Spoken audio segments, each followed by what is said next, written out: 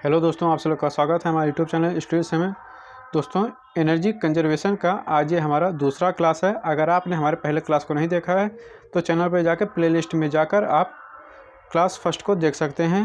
अगर आप हमारे यूट्यूब चैनल पर पहली बार आए हैं तो चैनल को जरूर सब्सक्राइब कर लीजिए और बगल में लगे बेल के आइकन को प्रेस कर दीजिए ताकि आप सभी लोगों को यूपी पॉलिटेक्निक से रिलेटेड वीडियोस मिलते रहें। दोस्तों, अगर आपने हमारे टेलीग्राम ग्रुप को नहीं ज्वाइन किया है तो नीचे डिस्क्रिप्शन में टेलीग्राम ग्रुप का लिंक दे दिया गया है। नीचे डिस्क्रिप्शन में जाकर आप टेलीग्राम ग्रुप को ज्वाइन कर सकते हैं। तो चलिए बढ़ते हैं इसके दूसरे क्लास की तरफ। दोस्तों, इस क्लास का पीडीएफ जो है वो आपको हमारे टेलीग्राम ग्रुप पर मिल जाएगा। टेलीग्राम ग्रुप आप ज्वाइन कर लीजिए। तो देखते हैं, इसका पहला आज का क्वेश्चन है कि ऊर्जा को परिभाषित करते हुए विभिन्न उपलब्ध ऊर्जा स्रोतों को संक्षेप में बताइए। यानी कि ऊर्जा क्या है और उसके उपलब्ध ऊर्जा के स्रोत कौन कौन से हैं। तो पहले हम देखेंगे ऊर्जा की परिभाषा। ऊर्जा क्या होता है? किसी वस्तु की कार्य करने की क्षमता को उस वस्तु की ऊर्जा कहते हैं। यानी कि कोई वस्तु है, कोई वस्तु के कार्य करने, यानी कि उस वस्तु के कार्य करने की जो क्षमता होती है उसको हम क्या कहते हैं? ऊर्जा कहते हैं। ऊर्जा जो है ऊष्मा, प्रकाश तथा ध्वनि के रूप में ऊर्जा की अनुभूति होती है। यानी कि जो ऊर्जा है वह ऊष्मा, प्रकाश और ध्वनि के रूप में हमें अनुभूति होती है। इसके आधारभूत प्रकार हुए जैसे कि यांत्रिक, रासायनिक, वैद्युत चुंबकीय तथा नाभिकीय ऊर्जा और साथ ही कार्य करने की क्षमता तथा शक्ति ऊर्जा संबंधित विशिष्ट वैज्ञानिक संकल्पनाएं हैं। आगे बताया गया है कि बढ़ती जनसंख्या, औद्योगिकीकरण तथा शहरीकरण के प्रभाव से मानव की ऊर्जा ज़रूरतें इतनी बढ़ गई हैं कि वाणिज्यिक स्तर का महत्व सर्वाधिक हो गया है। यानी कि जनसंख्या, औद्योगिकी और शहरीकरण के प्रभाव से मानव की जो ऊर्जा की ज़रूरतें हैं वह भी बढ़ गई हैं। आगे बताया गया है कि वाणिज्यिक ऊर्जा से तात्पर्य बड़े पैमाने पर ऊर्जा की उपलब्ध सुनिश्चित करना है। यानी कि वाणिज्यिक ऊर्जा से जो तात्पर्य है वह है कि बड़े पैमाने पर जो ऊर्जा है उसकी उपलब्धता सुनिश्चित करनी है। वाणिज्यिक ऊर्जा के स्रोत संसाधनों को दो प्रमुख भागों में बांटा गया है। चलिए देखते हैं इसके दो प्रमुख भाग। दोस्तों, वीडियो अच्छा लगे तो वीडियो को लाइक शेयर, चैनल को जरूर सब्सक्राइब कीजिएगा। पहला है हमारा अनवीकरणीय ऊर्जा स्रोत या फिर परंपरागत ऊर्जा स्रोत। इसको इंग्लिश में कहेंगे नॉन रिन्यूएबल एनर्जी सोर्सेज या फिर कॉन्वेंशियल एनर्जी सोर्सेज। इसका संक्षिप्त विवरण निम्नलिखित है। पहले हम देखेंगे कोयला। कोयला है, देखेंगे कोयला जो है इंग्लिश में इसको हम कोल कहते हैं।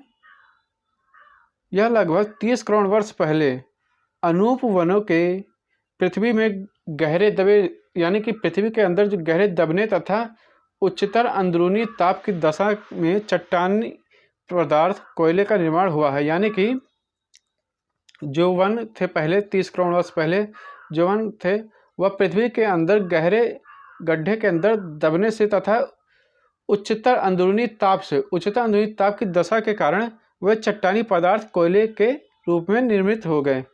यह जीवाश्मीय शैल, उष्मा शक्ति संयंत्र, इस्पात तथा अन्य धातु कर्मों से संबंधित उपकरणों का अनिवार्य इनपुट है। आगे लिखा है इसमें, सूखे कोयले में उपस्थित कार्बन की मात्रा के आधार पर उसके 4 प्रकार बनाए गए हैं। यानी कि जो कार्बन की मात्रा है उसके आधार पर कोयले को 4 प्रकार से बांटा गया है। पहला है हमारा पिट कोयला। पिट कोयला में क्या होता है? पिट कोयला में 27% कार्बन रहता है। अगला है लिग्नाइट। लिग्नाइट में क्या होता है कि 28 से 30% तक कार्बन होता है उस कोयले में। लिग्नाइट कोयला जो होता है उसमें 28 से 30% कार्बन होता है। और बिटुमिन्स में 78 से 86% तक कार्बन पाया जाता है। और एंथ्रासाइट जो है वह 94 से 98% तक कार्बन पाया जाता है। और एंथ्रासाइट जो होता है वह सबसे अच्छा कोयला माना जाता है।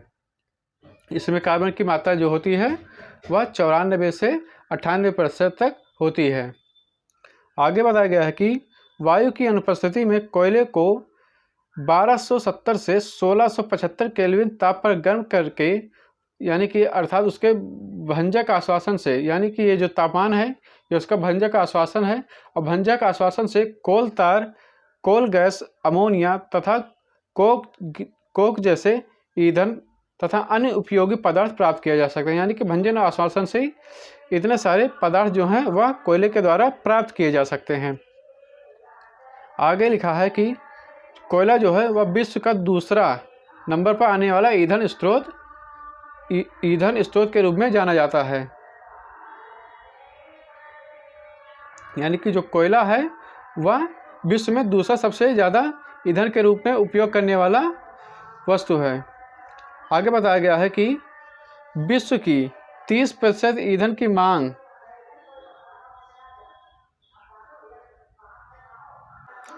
विश्व की 30% ईंधन की मांग की पूर्ति कोयला ही करता है। यानी कि विश्व में जितने भी ईंधन की पूर्ति है उसमें 30% हिस्सा कोयले का होता है। विश्व के 70% भंडार रूस, अमेरिका और चीन में स्थित हैं।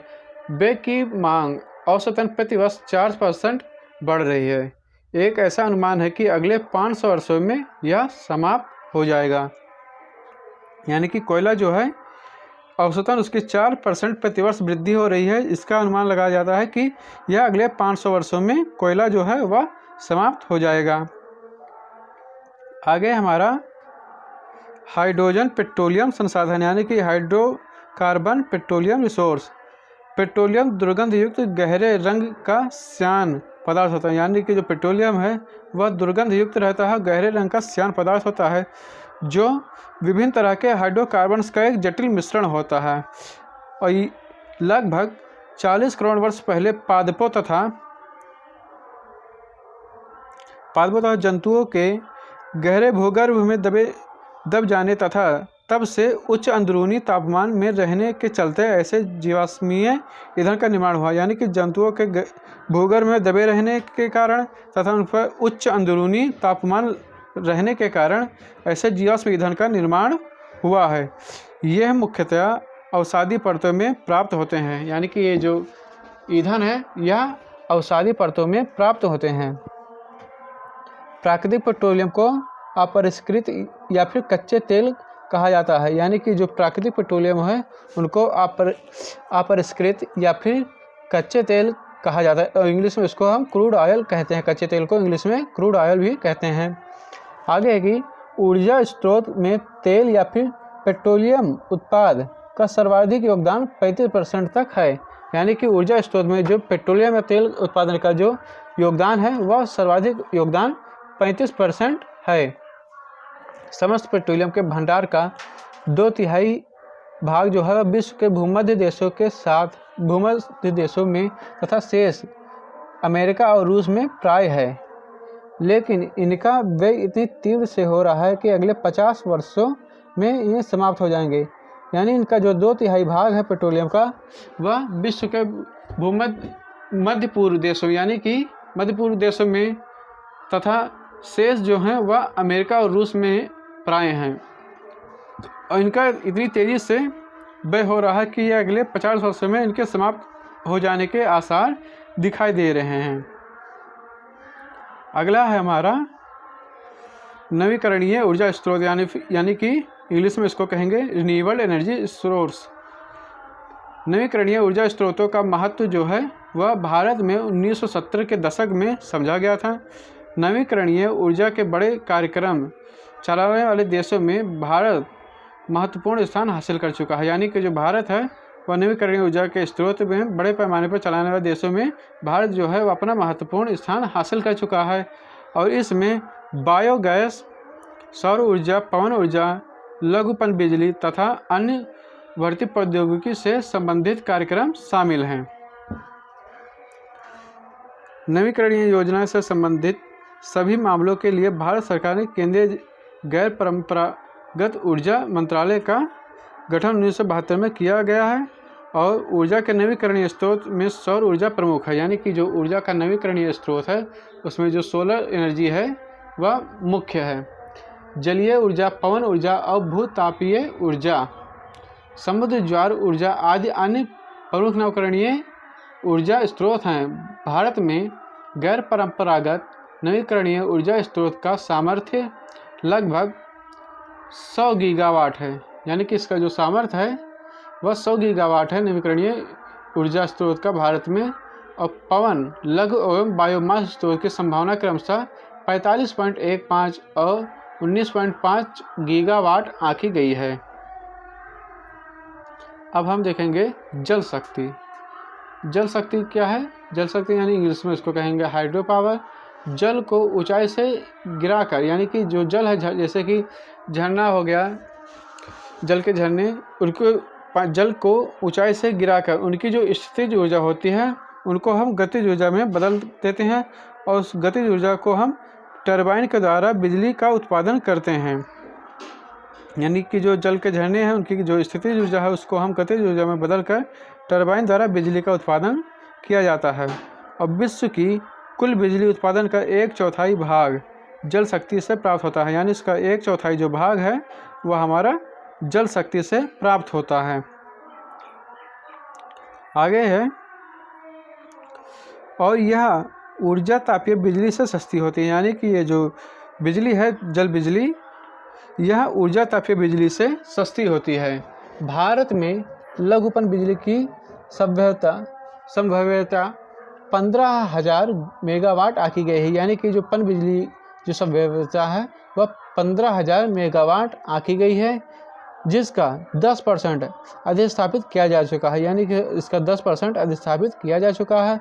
और लघु जल बिजली कार्यक्रम को प्रोत्साहन देने का एक शीर्ष स्थान alternate hydro energy centre Roorkee विश्वविद्यालय में काम कर रहा है। बस इसमें इतना ही। अब आगे हम देखेंगे सौर ऊर्जा, यानी कि सोलर एनर्जी। सोलर एनर्जी क्या होता है? प्रत्यक्ष सौर ऊर्जा विकिरण ऊर्जा होती है, यानी कि जो प्रत्यक्ष सौर ऊर्जा है वह विकिरण ऊर्जा होती है, जबकि परोक्ष सौर ऊर्जा है वह जो उन तत्वों से मिलती है जिन्हें सौर ऊर्जा निहित होती है, तो उन्हें हम कहते हैं परोक्ष सौर ऊर्जा। सौर ऊर्जा को सीधे ताप ऊर्जा के रूप में तथा इस ऊर्जा को बिजली में बदलकर उपयोग किया जाता है, यानी कि जो सौर ऊर्जा होती है उसको हम सीधे ताप ऊर्जा के रूप में बदलते हैं तथा इस ऊर्जा को हम फिर बिजली में बदलकर उपयोग करते हैं। जो फोटोवोल्टिक बैटरियाँ होती हैं वह सीधे ही सौर ऊर्जा को बिजली ऊर्जा में परिवर्तित कर देती हैं, यानी कि जो फोटोवोल्टिक बैटरियाँ होंगी वह सीधे सौर ऊर्जा को क्या करेंगी? बिजली में परिवर्तित कर देंगी। प्रति वर्ग किलोमीटर इलाके में 50 मेगावाट पर वर्ग किलोमीटर मेगावाट सौर बिजली का उत्पादन किया जा सकता है, यानी कि प्रति वर्ग किलोमीटर के इलाके में 50 मेगावाट प्रति वर्ग किलोमीटर मेगावाट सौर बिजली उत्पादन किया जा सकता है। और भारत में सौर ऊर्जा के उपयोग हेतु दो माध्यम प्रणाली विकसित की गई है। पहला है बैटरियां और दूसरा है विभिन्न सौर तापीय प्रणाली। अब हम अगला देखेंगे बायोमास। बायोमास क्या होता है? बायोमास जो है, बायोमास स्रोतों से कुल उत्पादित बिजली की मात्रा 19,500 मेगावाट आंकी गई है, जिसमें क्या है कि 3,500 मेगावाट बायो वैद्युत खोई सह उत्पादन आधारित बिजली क्षमता पहुंच गई है, यानी कि जो बायोगैस है, बायोमास गैस, वह बायोमास स्रोतों से कुल उत्पादित बिजली की मात्रा 19,500 मेगावाट आंकी गई है, जिनमें 3,500 मेगावाट क्या है? बायोमास वैद्युत खोई से उत्पादन आधारित बिजली क्षमता पहुंच गई है, यानी कि बायोमास वैद्युत खोई से उत्पादन बिजली क्षमता 3,500 मेगावाट पहुंच गई है। आगे है कि पवन ऊर्जा यानी कि विंड एनर्जी क्या है? तो विंड एनर्जी जो है वह वायु की मदद से घूमते पंखे की गतिज ऊर्जा का इस्तेमाल करके बिजली बनाने में किया जा सकता है, यानी कि जो वायु है उस वायु की मदद से घूमते पंखे को गतिज ऊर्जा के इस्तेमाल के द्वारा हम टरबाइन को लगाकर उसके गतिज ऊर्जा के इस्तेमाल से हम इसमें टरबाइन को जोड़ के उससे हम बिजली प्राप्त कर सकते हैं। पवन ऊर्जा उन्हीं क्षेत्रों में लगती है जहाँ पर वायु सतत बहती है, जैसे कि हमारा हो गया द्वीप, तटीय क्षेत्र, पर्वतीय दर्रे में प्राप्त की जा सकती है, जहाँ पर वायु क्या होती है? वह सतत बहती रहती है।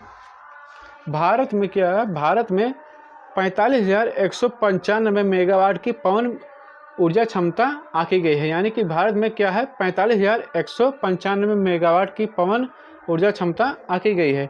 यह दिसंबर 2011 तक भारत की स्थापित पवन ऊर्जा क्षमता क्या थी?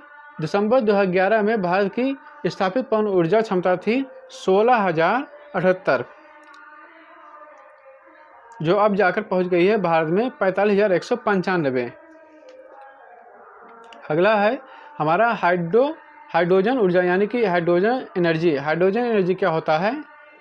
हाइड्रोजन को वैकल्पिक ईंधन के रूप में इस्तेमाल और उसके उत्पादन तथा भंडारण के विभिन्न पहलुओं पर अनुसंधान और विकास परियोजनाएं चलाई जा रही हैं।